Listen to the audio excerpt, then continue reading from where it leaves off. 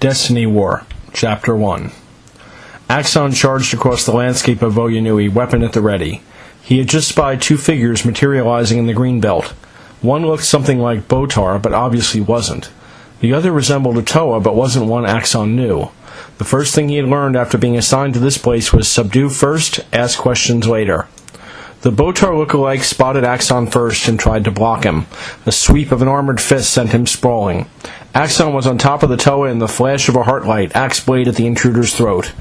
"Who are you?" growled Axon. "What do you want here? Talk!" "My name is Krakua," the Toa answered, trying in vain to push the axe away from his neck. "I was sent to find you. You're needed." "Who sent you?" asked Axon. "Toa Helrix. Use your mask. You'll see I'm speaking the truth." Axon did just that, calling on the powers of his Kanohi Road, the Mask of Truth. To his surprise, it told him that his captive was indeed being honest. He got up and let Krakua get to his feet. "Your Order of Madanui, then," Axon said. "I see recruiting standards have slipped a little." Krakua paid no attention to the remark. Instead, he said, "Come with us. Your presence is required on Daxia." Before Axon could object, the Botar type had come close and activated his teleportation power. The three of them vanished from Voyanui, only to reappear in the Order of Madanui fortress on Daxia. Axon had been there before, so its appearance was no surprise to him. The sight of his former partner Brutaka was, though, not to mention the huge dragon next to him, whose bulk almost filled up the great hall. "Things must be desperate if they're calling on an old war Rahi like you," Brutaka said with a smile. "Oh, by the way, have you met Tall Green and Gruesome here? Don't mind the scales and teeth, but you might want to stay downwind of him." "Brutaka," said Axon, how did you get out of the pit?" "They let me out early for good behavior," Brutaka smiled. "But I'm the least of the shocking faces around here. This is it, my friend. The Order is about to come out of hiding after all these years. Helrix told me so herself." "What did she say?" "2 words," said Brutaka, his smile disappearing. "Destiny War." The Dark Hunter, known as Ancient, stood on the beach of the island of Odina. Behind him, rebuilding of the fortress destroyed by Pohatu Nuva went on rapidly. His eyes scanned the waters, watching for the return of Lariska from her mission. He was anxious to hear just what she had seen and heard. A cry made him look up. It came from a bat-winged Rahi wheeling through the sky, one not native to Odina. He recognized the creature as one bred for long-distance flying. More than once, the Dark Hunters had used them to send messages back and forth to agents on other islands. But the flying creature up above did not come from another Dark Hunter. As a half-dozen more joined it, they began flying in a pattern recognizable to no one on the island but Ancient. It was a message intended for him, and one that was urgent. The time had come. He had to seek out the Shadowed One and try to make him see the only possible future for the Dark Hunters. And if the Shadowed One, his old friend, failed to see reason, Ancient would have to kill him. Elsewhere, Vazon paced in his cell on Daxia. Across the corridor were 2 great water tanks. In one swam the 6 Paraka, now mutated into water snakes. In the other was a bizarre-looking being others referred to as Karzani, who seemed to Vazon to be quite insane, and Vazon knew insane. When Brutaka's team had first escaped the island of Artidax with Makuta Mizorix, they had flown to a barren island in the middle of nowhere. After a short time, Brutaka had them on the move again, this time to a place called Daxia. Brutaka explained that the location of the island had always been a secret before, but that secrecy didn't matter anymore. Neither, apparently, did gratitude, as Vazon and Brutaka were both thrown into cells immediately upon arrival. Vazon, frankly, was disappointed. Sure, he had tried to steal the Mask of Life, and yes, he had tried to kill the Toa Nika once, well, twice, and okay, he had made an effort to trade their lives to the Zyglak in exchange for his, but it's not like that had worked. And he had volunteered, well, been forced, well, actually been threatened with bodily harm if he didn't help, but he did aid in the rescue of Makuta Mizorix. And what was his reward? A cold cell, an uncaring guard, and nothing nearby he could use to kill the Paraka. Was that justice? His musings were interrupted by the crimson-armored Trinuma. The Order member took a long look at Vazon, shrugged, and shook his head. Then he unlocked the cell door and threw it open. "It's your lucky day, misfit," said Trinuma. "You're getting out." "I am," said Vazon. Of course I am. Keeping a being of my brilliance locked away is a terrible waste of resources. No doubt your masters want to consult me on matters of strategy and tactics." "No," said Trinuma. "I think they said something about needing someone who could die horribly without being missed. So naturally they thought of you." Vazon's addled brain processed what Trinuma said and somehow decided it was a compliment. Well, naturally, he replied. Lead on and let me show you all how dying's done. To be continued.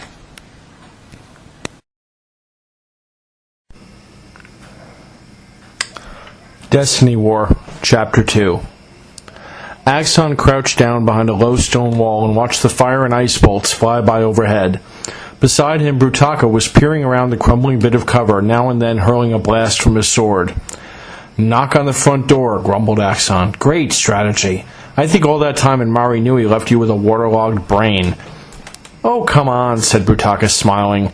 He picked off an attacker with a bolt of energy, then winged another. You love this, and you know it. After thousands of years sitting around on Voya Nui waiting for something to happen, you need the exercise. A green-fleshed Skakti climbed over the wall, spiked club in hand. Axon quickly made him regret it. This was supposed to be a nice, simple job. Go to Zakaz, find Warlord Nektan, arrange an alliance between the Order and the Skakti, not get pinned on a beach by an angry horde. Are we pinned? We're not pinned, said Brutaka. Watch. Brutaka popped over the wall and fired an energy bolt at a half-crumbled building. Shearing through its only support, he sent the structure toppling down on a mob of Skakti. When the dust cleared, all of them were trapped beneath the rubble. Now those guys, they're pinned, said Brutaka. Axon sighed. Just like the good old days, he said. Now I remember why I hated them so much. If you like that idea, you'll love this one, Brutaka replied. Before Axon could react, Brutaka had grabbed him by the back of the neck. He dragged Axon to his feet and stood beside him, free arm in the air. We surrender, Brutaka shouted to the Skakti army. Take us, we're yours. Elsewhere. A trader on the island of Stelt would, over the course of his life, see pretty much everything at least once. The place was a crossroads for the crooked, the desperate, and those just looking for fast money or a deal best kept hidden from Toa. This particular trader, though, had recently seen more than he would have wished. A small group of warriors, including the hated Rudaka, had stolen one of his best ships. Worse, they had done it in such a way that no one would even believe it had happened. Things had at last settled down, though. He had managed to find a replacement ship and recover those members of the old crew who were still alive. It was back to business as usual, at least until the 20-foot-tall dragon tore the roof off his shop. Where's Pterodax? The dragon growled. Pterodax? Who or what is that? And how would I know? Said the trader, reaching frantically for a weapon and coming up with nothing better than a cracked Kanoka disc. I know Stelt, said the dragon. A Nui Rama doesn't buzz on the Trenkrom Peninsula without you scum hearing it. So I'll ask again, where is he? Where is the Makuta of Metra Nui? I don't know, I swear it, shouted the trader. The dragon scooped his victim up in a great claw. I don't have time for this. I have places to be and bodies to break. I want you to send out a message to all your friends, to everyone who sails in and out of this island. Tell them Miserix is back, and when I find him, Pterodax is dead. Elsewhere once more. Vezon sat in a small skiff with a jet-black sail. Trinuma sat at the bow, keeping an eye out for potential threats. If he considered Vezon one, he didn't show it. For his part, Vezon was just happy to be out of his cell. Prison was far too confining, but then he guessed that was the point of it. Speaking of points, Trinuma had given him a lovely dagger. Vezon had said thank you by not trying to plunge it into his companion's back. Where are we going? Asked Vezon. Why are we going? Are we going at all, or just sailing in a big circle? Or is it a spiral? I went down a spiral once, a big stone tunnel that went down and down and down, and ended in Zyglak. Whoever built it had no decorating sense at all. Would you be quiet? Said Trinuma. This is a secret mission. Do you understand that? Sure, answered Vezon. Secret mission means if you get killed, I won't tell anyone. And you still haven't answered any of my 110 questions or my follow-ups. Trinuma sighed in resignation. We're going to a place called Destral. Once we get there, your job starts. If you succeed, you live to babble another day. If you fail, you die horribly. Okay? Destral. Wait a minute, that's a Makuta base. Spiria was a Makuta, at least he was until Miserix killed him. I flew with Miserix, did I tell you that? At least until he did those loops and threw me off his back. Ocean water is really cold, don't let anyone tell you different. So what am I supposed to do on Destral? Theft? Assassination? Running with sharp objects? You have the most important job of all, said Trinuma. You're going to betray the Order of Mata Nui in the entire universe, and this is how you're going to do it. To be continued.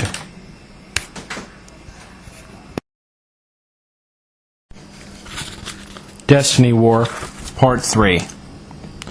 One of the peculiar things about a Skakti warlord's base is the lack of any kind of a dungeon, torture chamber, or prisoner of war camp. History has shown that there's very little point in torturing a Skakti, as they never talk except in trade, usually for their freedom, which few captors will agree to. And keeping prisoners means listening to them whine for trivial things like food, water, and a good-sized club to use on the stone rats who keep paying midnight visits. So when Brutaka and Axon were marched into Warlord Nektan's camp, no one seemed quite sure what to do with them. Killing them immediately came to mind, but then it would be impossible to find out why they were on the island to start with. Unlike the famed necrofinch of the Zakaz Mountains, most beings did not continue to sing after they were dead. It was Axon who insisted that they be brought before Nektan himself. Nektan was larger than the average Skakti, or at least appeared so, sitting on his throne made from the fused weapons of his foes. He was accompanied by his pet, which looked like a Mawaka cat covered in spiked armor. Nektan, ever the gracious host, asked them if they had anything to say before he had them painfully disassembled. "Yes," said Axon, "the Brotherhood of Makuta." Nektan spat on the ground. The Mawaka growled. "What about them?" asked the warlord. "We offer you a chance to sack their fortresses, loot their weapons, and slay their warriors," Axon said. "We'd throw in make their women weep, but have you ever seen a female Makuta?" added Brutaka. "It's not pretty."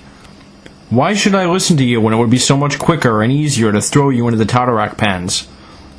"Because we have already been to see the other warlords of Zakaz," lied Axon.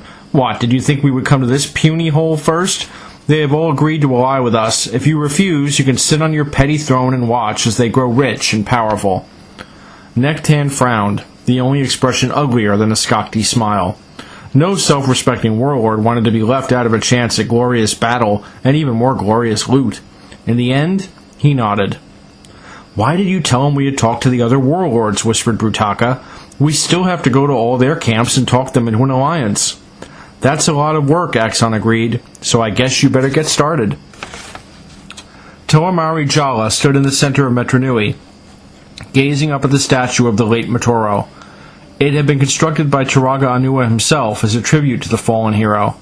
It was good to know his comrade was remembered and always would be, but it did little to dispel the grief he felt over his death.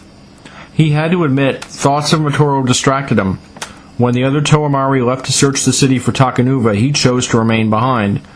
When they returned, reporting there had been no sign of the Toa of Light, he hardly paid any attention. It still troubled him that the Toamari had been unable to fulfill their destiny without losing one of their own. Behind him he could hear the other Toa in conference. Metronui was quiet for now, with the Cardus dragons subdued and most of the other Rahi back in the archives. Still, the heroes could never relax. Who knew where the next threat would come from? There was a sudden flash of light. When Jala could see again, 6 Toa stood in front of him. He didn't recognize any of them. Instinctively, he readied his weapons. "Welcome to Metronui," said Jala. "Who are you? Why have you come here?" One of the newcomers, a Toa of Fire also, stepped forward. "My name is Norik, of the Toahaga. I ask you and your teammates to stand aside. We have no wish to see anyone hurt while we carry out our task here." "The Toamari stand aside for no one," said Toahuki, stepping forward. "Tell us your business here or be considered our enemies." "Our business," said Norik. "It is as simple as it is terrible. We have come to destroy the Colosseum." Vezon landed hard on the stone floor of the Makuta fortress of Destral. He had been captured by Rakshi less than 2 minutes after Trinuma had dropped him off on the shore of the island. Vezon had never met a Rakshi before and found he disliked them. Most beings had a scent, either pleasant or unpleasant. Rakshi smelled of cold metal and death. The Makuta who came to greet him wore armor of purple and crimson. Although Vezon was polite enough to introduce himself, the Makuta did not bother to share his name. Vezon was tempted to complain about this, but the spear at his throat, the one dripping acid, convinced him to save it for another time. "Who are you?" said the Makuta. "What are you? And how came you here?" "My name is Vezon, your darkness, and I was brought here by an agent of a power that wishes you and your brotherhood harm. They wanted me to come and tell you that they exist, and plan to attack this island, but I'm not going to do that. No, no, no." "You just did," said the Makuta. Behind Vezon, 3 Rakshi moved a little closer, staffs at the ready. "Well, of course I did, but only to tell you that I won't," said Vezon, exasperated. How could this being hope to conquer the universe and yet be so slow? It's all a trick, you see. They want me to pretend to betray them. They want you to concentrate your forces here against an attack that won't come. But I decided, why pretend to betray them when actually doing it would be so much more fun? The Makuta grabbed Bazan by the throat and slammed him against the wall. Speak, fool, and let only truth and clarity come from your mouth if you wish to continue having one. Truth and clarity. Truth and clarity. I don't think I know them, answered Bazan. Will you settle for white-lipped and trembling? This order of Motunui, it plans to mass an army and a navy, threaten Destral, force you to teleport it away from where it is now, and then... When Bazan did not continue speaking right away, the Makuta tightened his grip. All right, I was only pausing for effect. They have a spy inside this fortress. They've sabotaged your means of teleportation. When you try to use it again, well, I wouldn't start reading any long tablets, let's put it that way. And now that you know, tell me, what are we going to do about it? To be continued.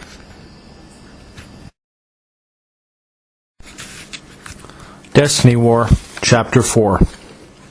Axon and Brutaka stood on a steep rise overlooking a battlefield. Down below, the assembled might of the Skakti of Zakaz were locked in combat with a small army of Rakshi.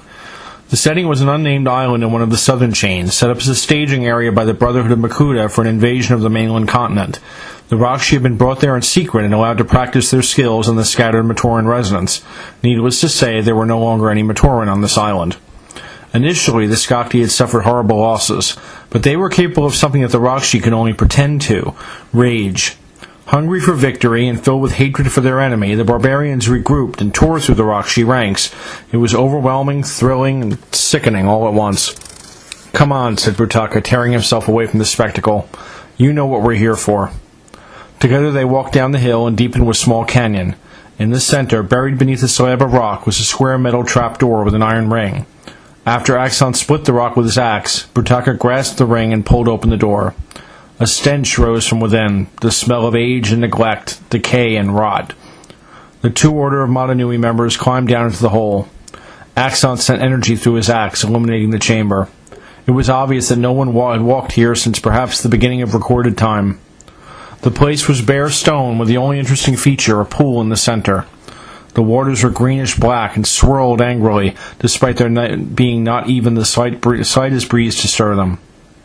So this is it? Asked Brutaka. Axon nodded. Yes, this is the place the Great Spirit created the Makuta, and the only place new Makuta could ever spring from. From that pool came their substance, made into living form by the powers of the Great Spirit, until time turned it all into pure energy. Then if we destroy the pool, said Brutaka? Yes, there can be no more Makuta ever. But do we have a right to end a species? Brutaka was looking at the pool, eyes wide. I'd love to get into a philosophical debate with you, old friend, but I think we have a problem. The waters of the pool suddenly exploded up and outward. Foul, scalding liquid struck Axon and Brutaka, seeping in through the openings in their masks and armor, and hissed and writhed like a thing alive, burning wherever it touched. Temporarily blinded and in pain, the two warriors staggered and then stumbled, plunging into the pool itself. Toa Helric sat in the command chamber of her fortress on Daxia.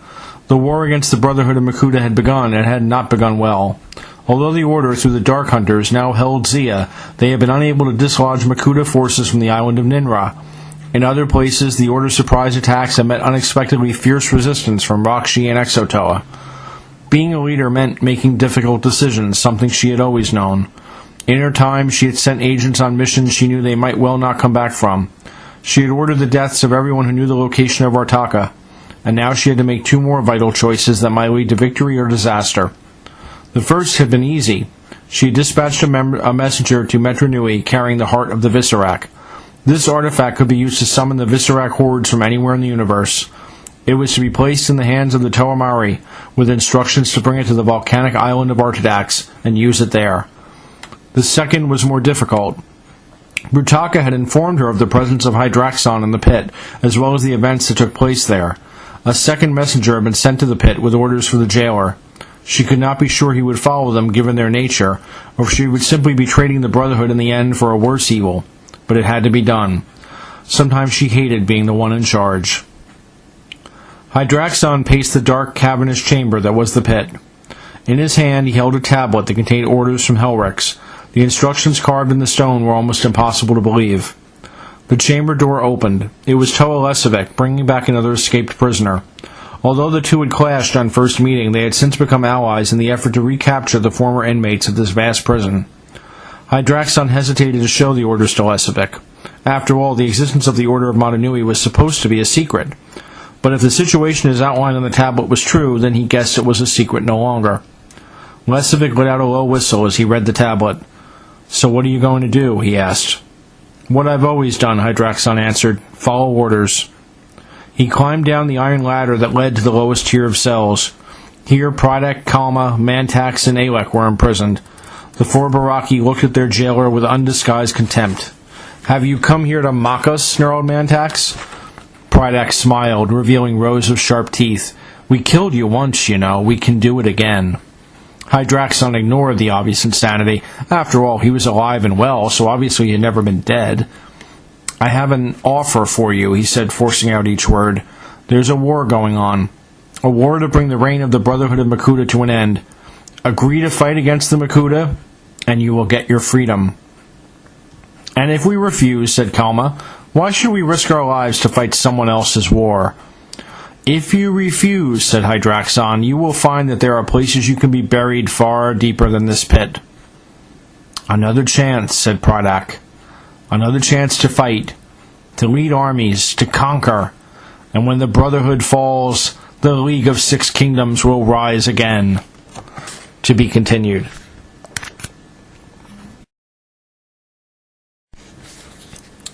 Destiny War, Chapter 5.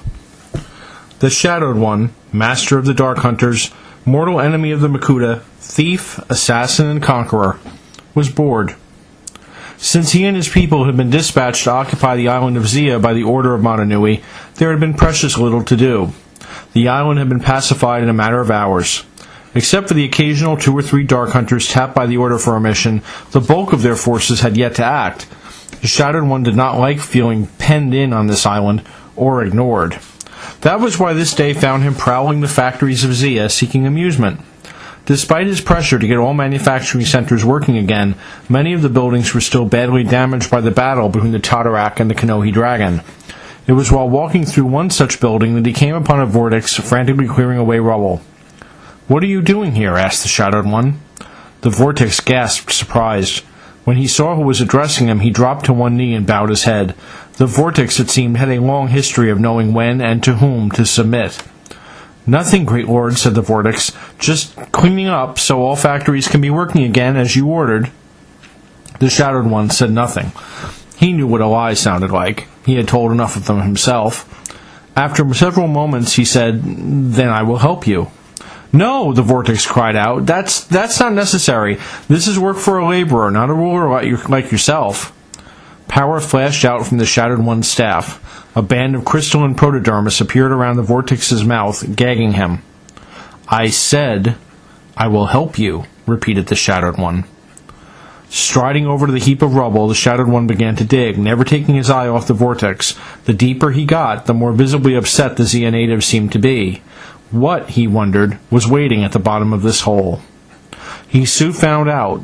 Several feet down, he came upon a protosteel box. Burned into the lid was the symbol of the Brotherhood of Makuta.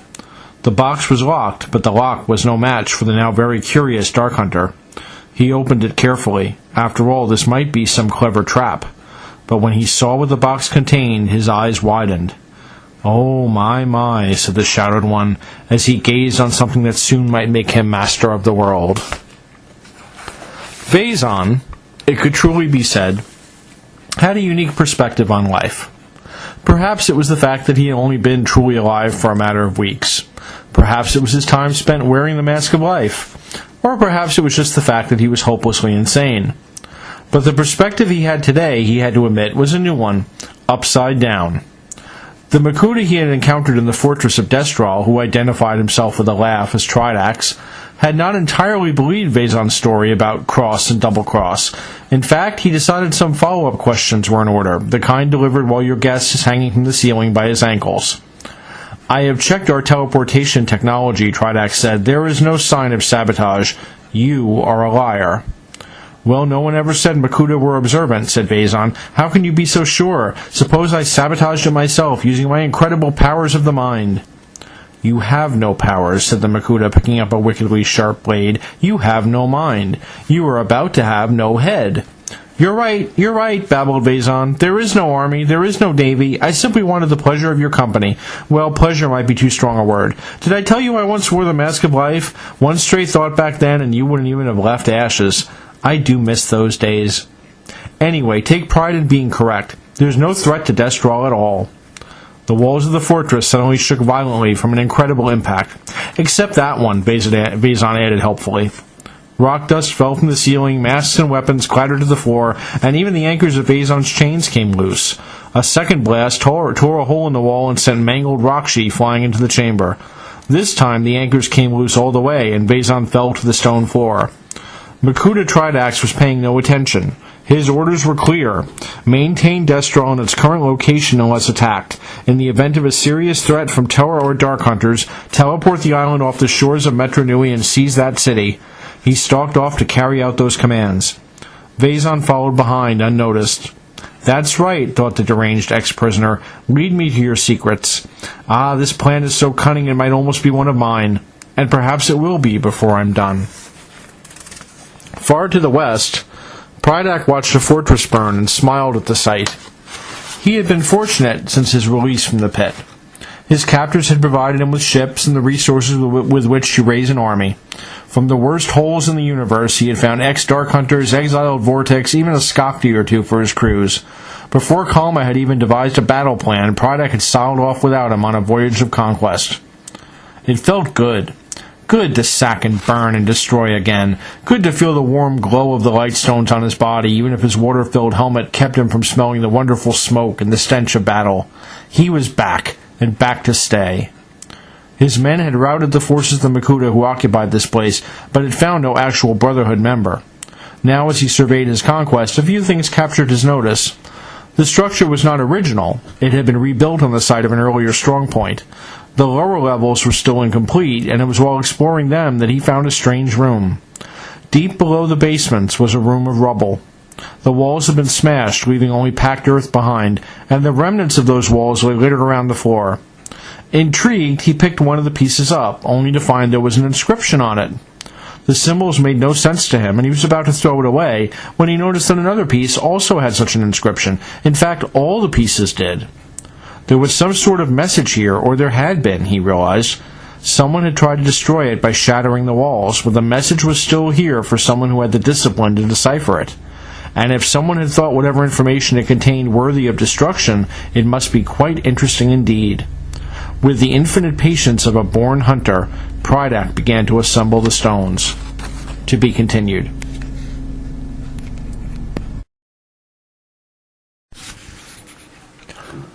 Destiny War, Chapter 6. Axon was drowning. The greenish-black fluid filled his mouth and lungs before he could react. His mighty arms flailed about, trying to find something to grab onto, and failing. As he sank further toward the bottom, Axon knew that here, in the birthplace of the Makuta species, he was going to die. Then he was suddenly rising rapidly up through the murky liquid. A strong hand had a hold of him and was yanking him away from his fate. A moment later, he felt the hard stone of the floor beneath him. He choked and gasped. When the colors finally stopped swirling in front of his eyes, he looked up at his rescuer. Brutaka floated 3 feet off the floor. Green fire crackled from his eyes and the tips of his fingers. His armor had cracked in numerous places as the tissue it covered expanded. An aura of pure power surrounded him, so bright that Axon had to raise a hand to protect his sight. Axon, said Brutaka, we are glad to see you have survived. We? Brutaka, what's happened to you? We are the essence of the Makuta species. We know what they were meant to know, but have forgotten. We see the error, the flaws, so much to repair, but it cannot be done. Axon stood, axe at the ready. He knew the effects Makuta antidermis had on Brutaka. Absorbing it somehow made him stronger, but he had never seen or heard of anything like this. It was Brutaka's body and Brutaka's voice, but the words did not come from his old friend.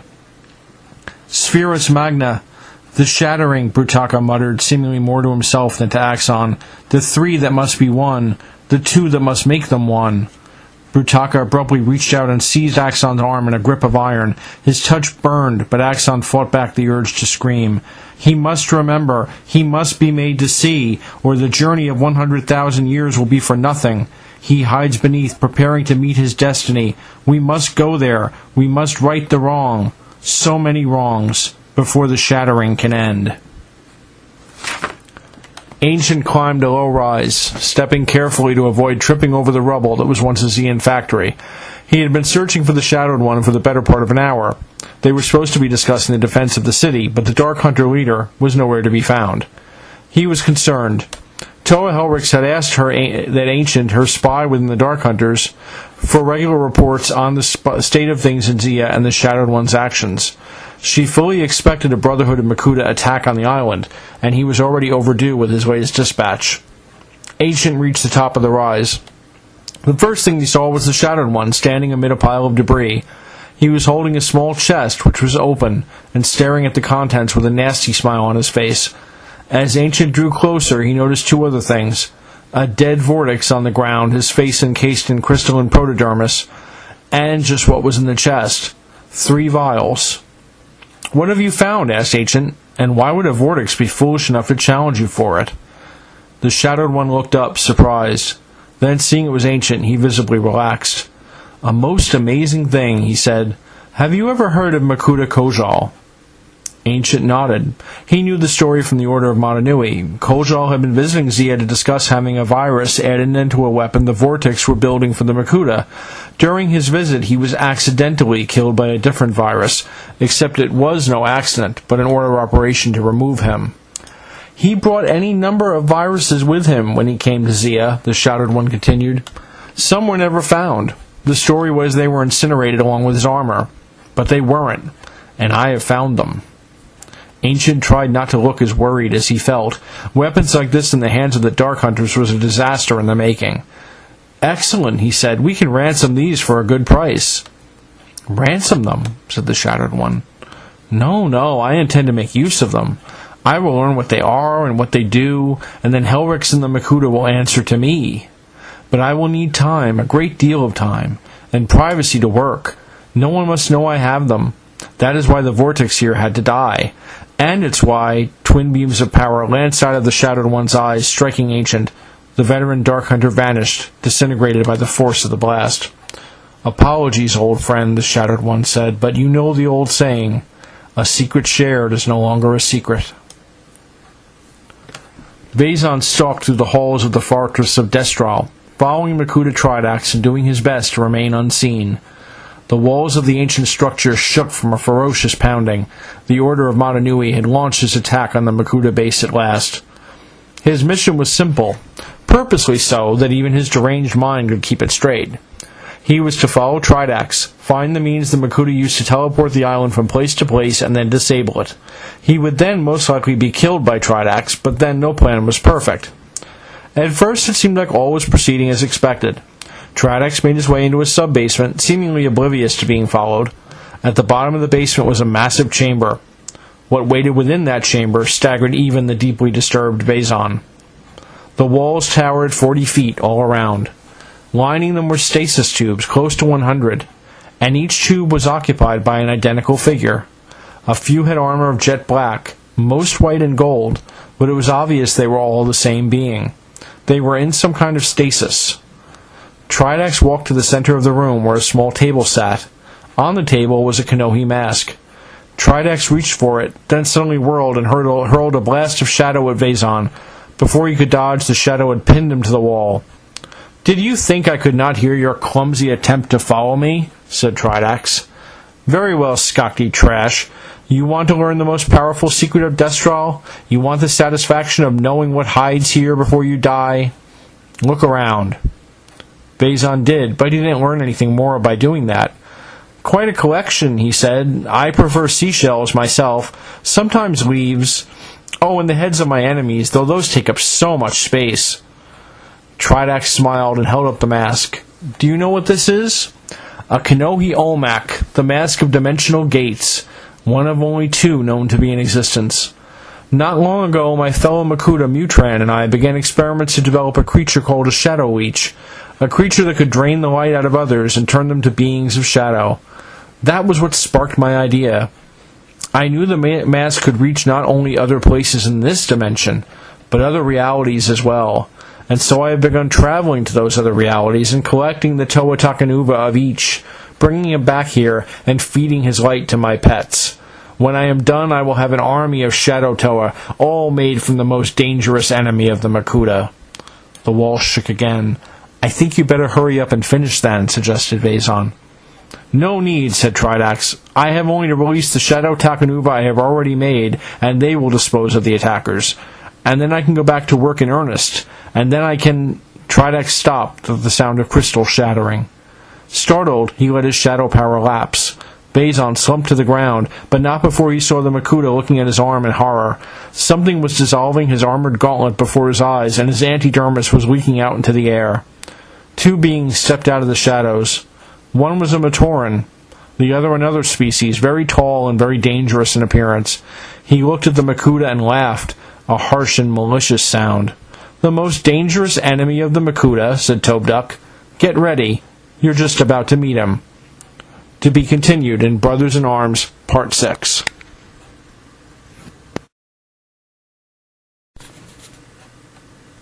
Destiny War, Chapter 7. Toa Helrix, leader of the Order of Motunui, picked her way across the remains of a battlefield. She was on the beach of the island of Ninra, site of a struggle between the Brotherhood of Makuta and the Order. After a long and furious battle, the Order had won, driving the Brotherhood forces from the island or crushing them on the beach. Now she wandered the sands, occasionally picking up a piece of Rakshi armor, studying it for a moment, and then discarding it. There was a method to her madness. Using her mask of power, Helrix could read the past of an object simply by touching it. Her goal here was simple.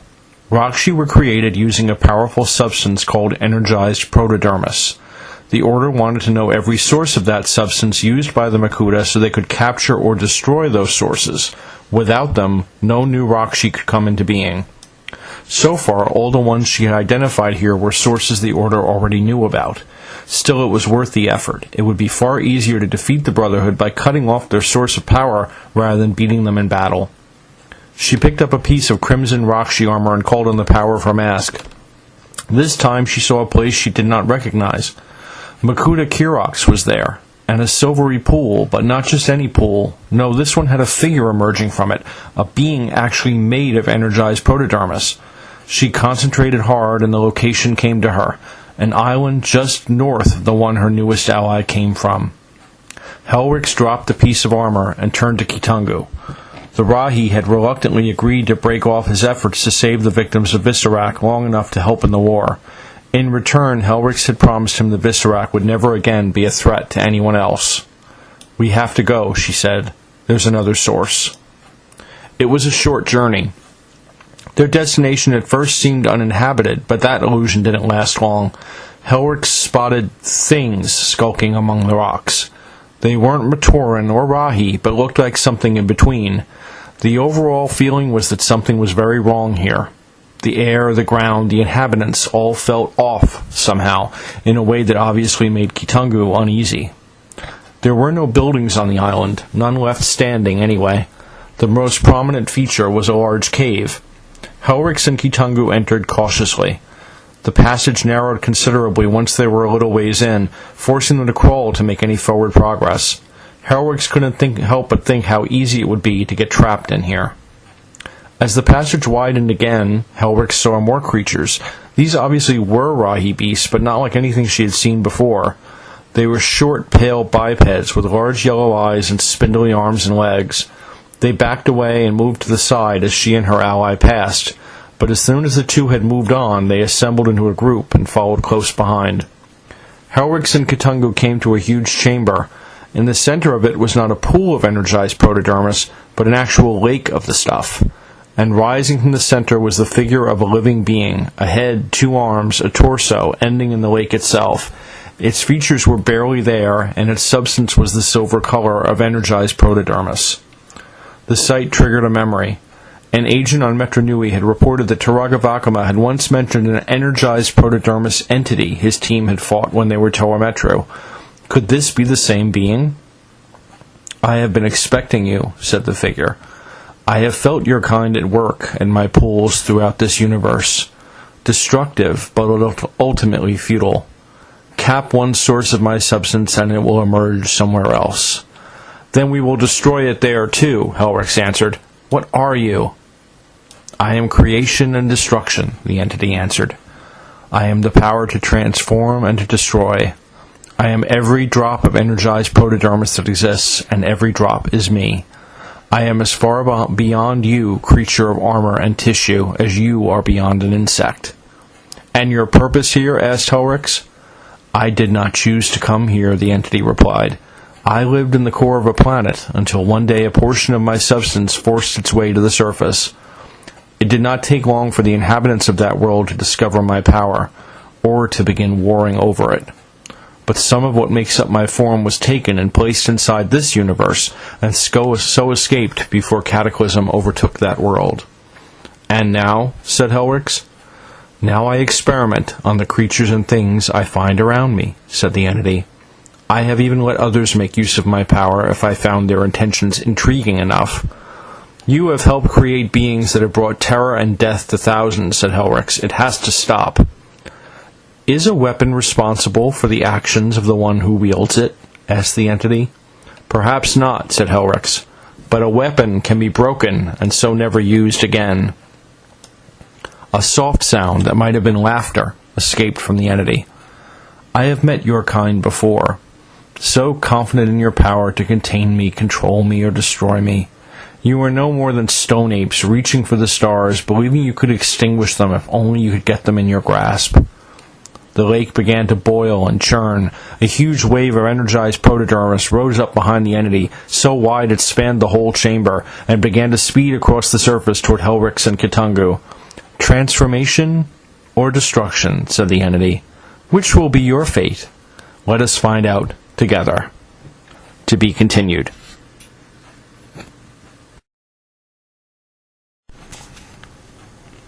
Destiny War, Chapter 8.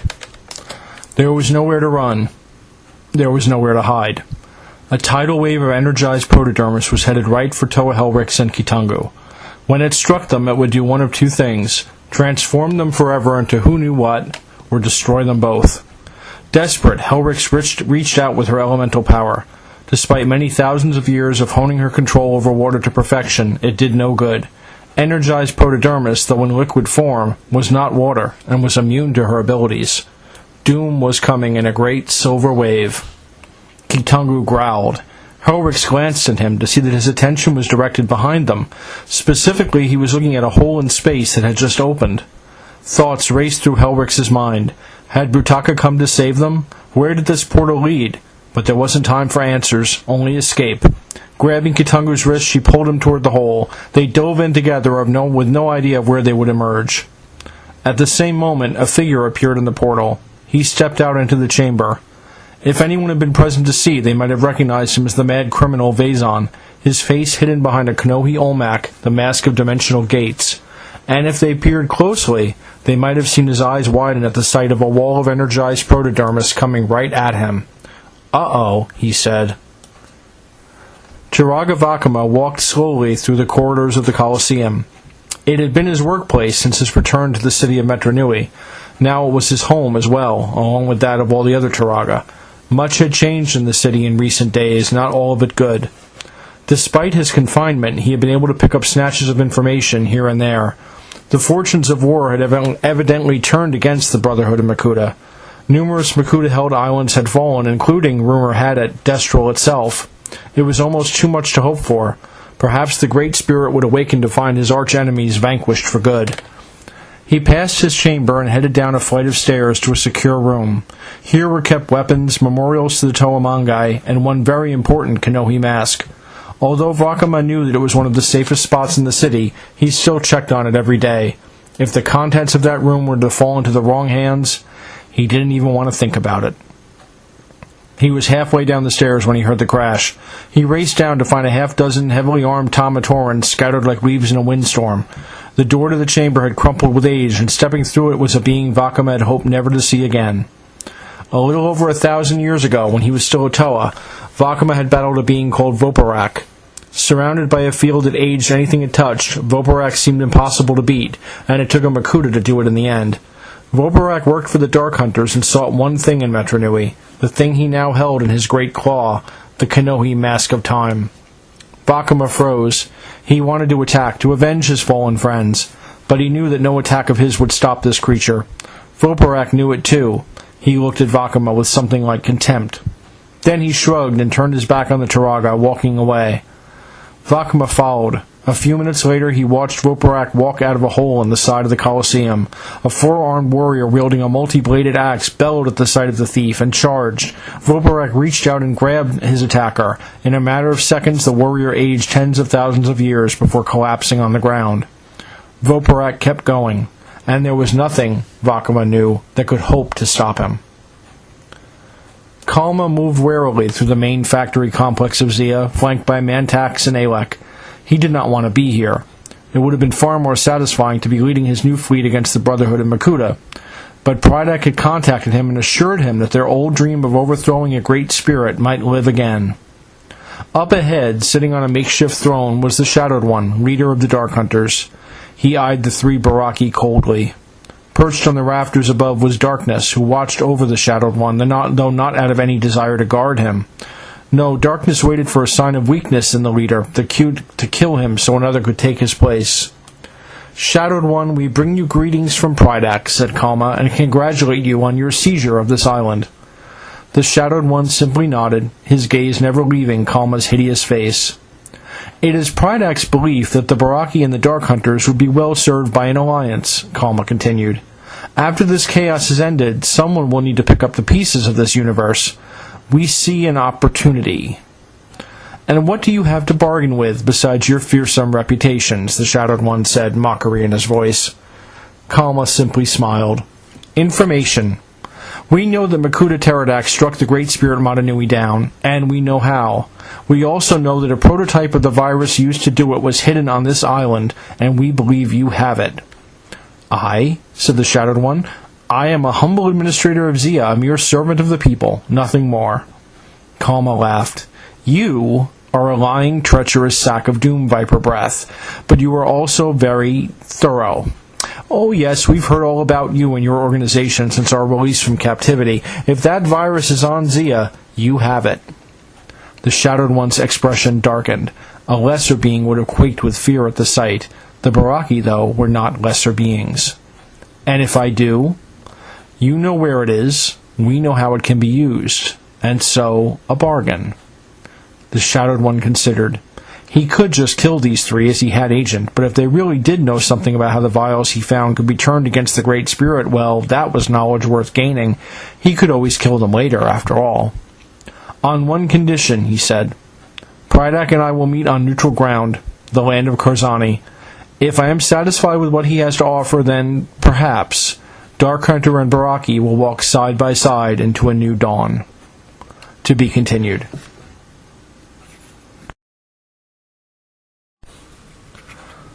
Destiny War, Chapter 9.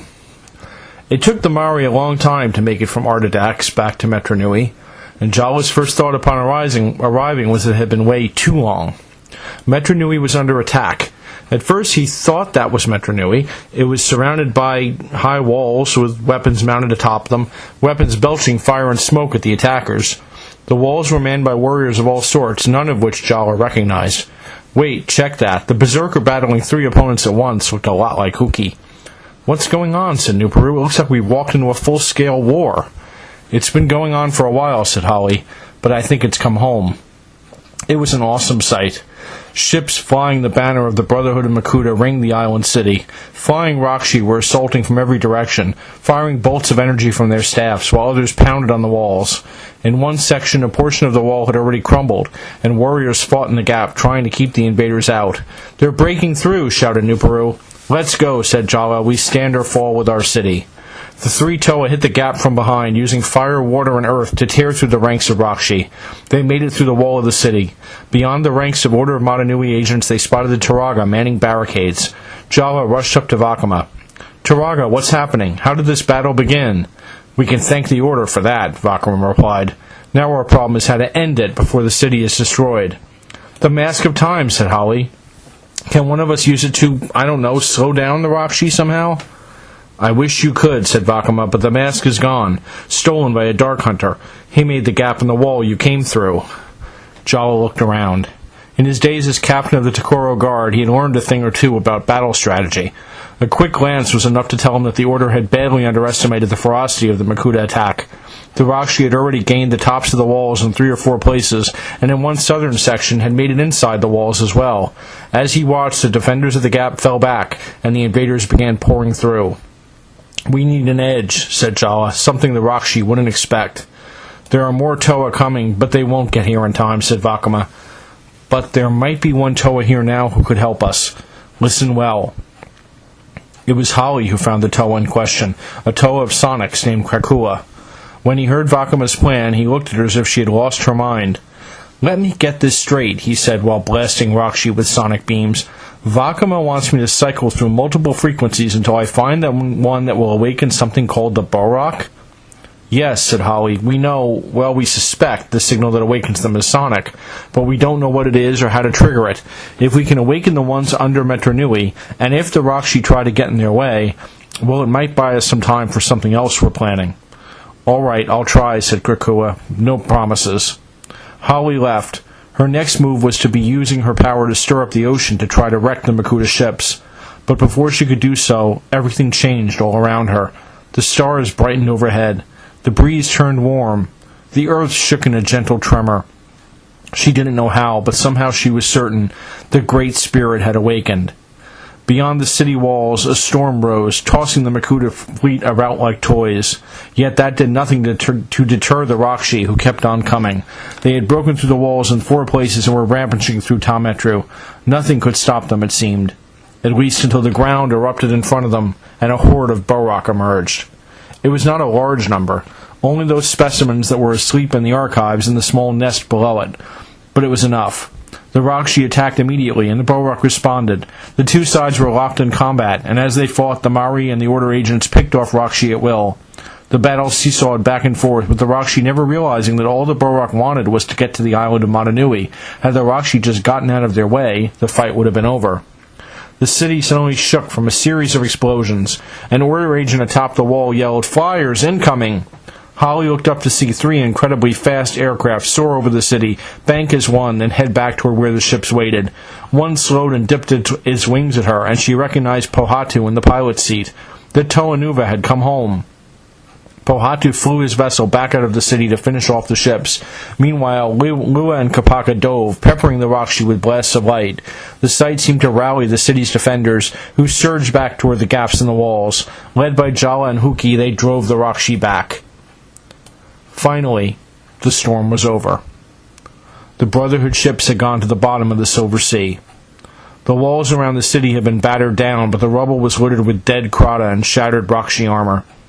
Those of the invaders that were intact had flown away, provided they could escape the blasters of the Jetrax, Rocco, and Axelara. Metronui was safe, and as the Toa Nuva confirmed, the Great Spirit had awakened. The power of the Brotherhood of Makuta was broken for all time. Turaga Duma and Turaga Vakama appeared side by side to announce that tomorrow would be a citywide day of celebration in the Colosseum. But Holly did not feel like celebrating, even now. She could not help but remember Motoro, who had given his life that Motunui might live. And despite all the wounded and the dying among the defenders, she could not help but feel it had all been a little too easy. True, there had been some unexpected help, the airships, the Borok, the storm, but they had faced an army of Rakshi. Something told her they should not have won, at least not with so much of the city still intact. She smiled. Turaga Nokama would have chided her for worrying so much. No matter how things seemed, the Great Spirit was awake for the first time in over 1,000 years. Light had triumphed over darkness, hadn't it? The Toa had achieved their destiny and saved the universe, hadn't they? And that meant all was well again. Nothing very bad could happen now, Could it? Holly turned to head for Gametru, humming a song Nokama had once taught her, one written long ago that spoke of hope for tomorrow. Perhaps, if not for the music, she might have heard the sound of dark laughter on the wind. To be continued in Reign of Shadows.